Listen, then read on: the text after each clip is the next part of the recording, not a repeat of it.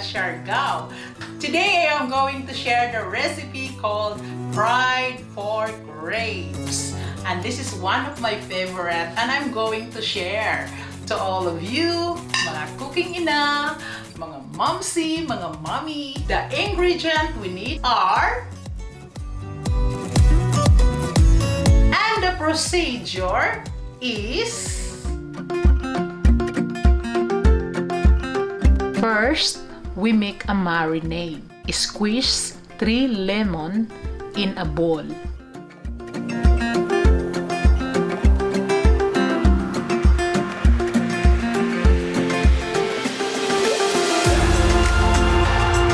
Add 1 deciliter soya sauce. And 1/2 tablespoon ground black pepper. Now, press 1 whole garlic into the marinade.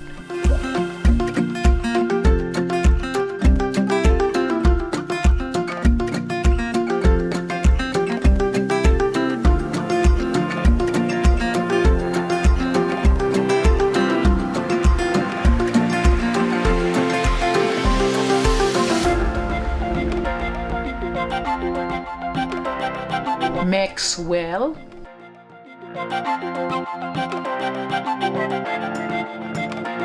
Salt as desired.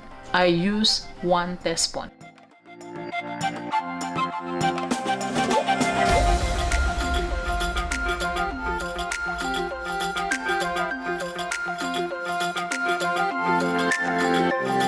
Cover and rest in the fridge for at least 1 hour. But it's even better if we rest overnight.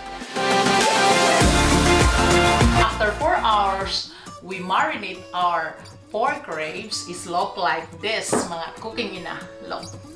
And we need bread crumbs. And we need corn starch and flour. Half of this. Half cup of corn starch and half cup of flour. And I mix this one. And then, for our breading, I need ground pepper, garlic powder, paprika powder. These 3 we're going to mix in our flour and cornstarch. So we do like this. Then the garlic powder, then the white ground pepper. Then we mix well, mga cooking ina. We mix like this. So, then we need egg, mga cooking ina.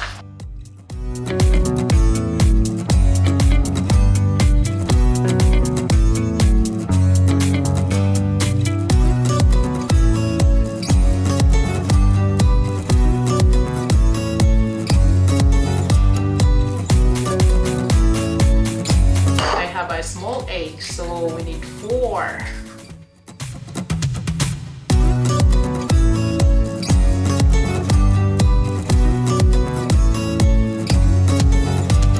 And I need to beat our egg like this. We beaten our egg, mga cooking ina.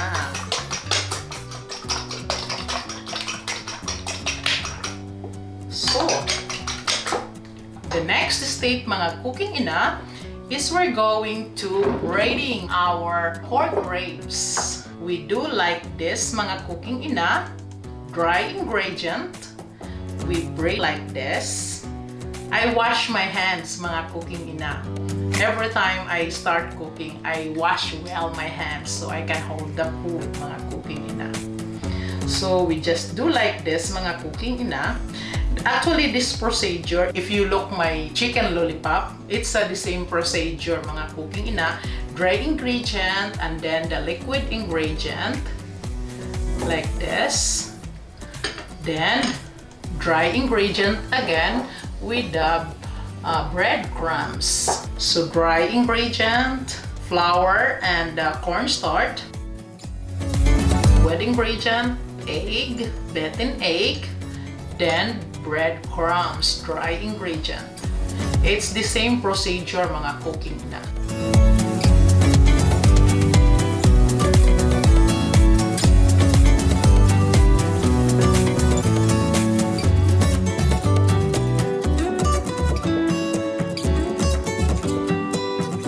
It smells good mga cooking ina because I marinate this with a lot of garlic and lemon.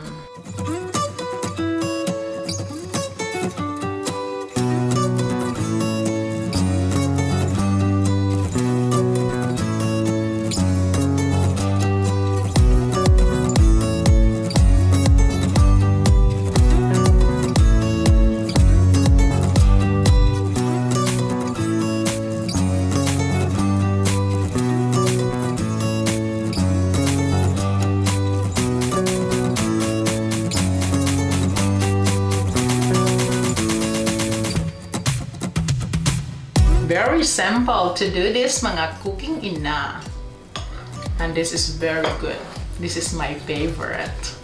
I like this. So, and the next. So now mga cooking ina, we're done breading our pork ribs. So we're going to fry this mga cooking ina in my stove.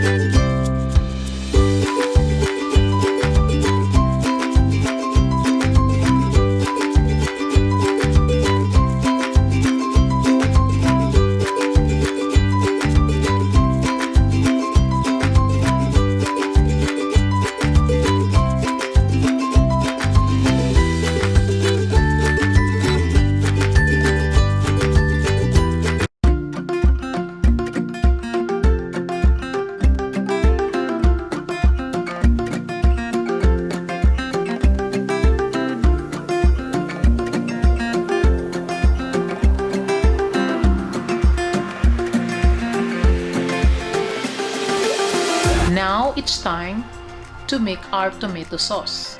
We add oil and 1 whole chopped onion.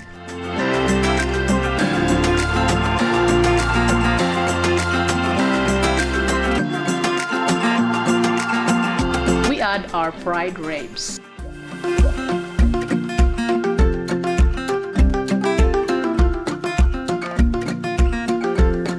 One packet or 1 can of crushed tomatoes.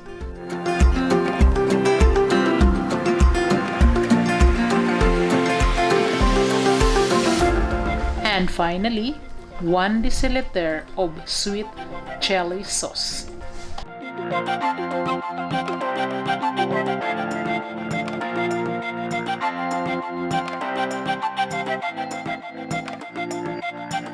Garnish with spring onions.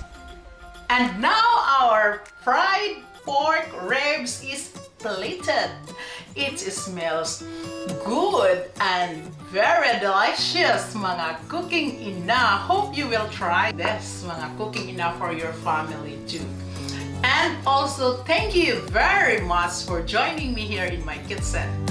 And please like, share, comment, subscribe, and press the bell button for your notification. Bye! God bless everyone!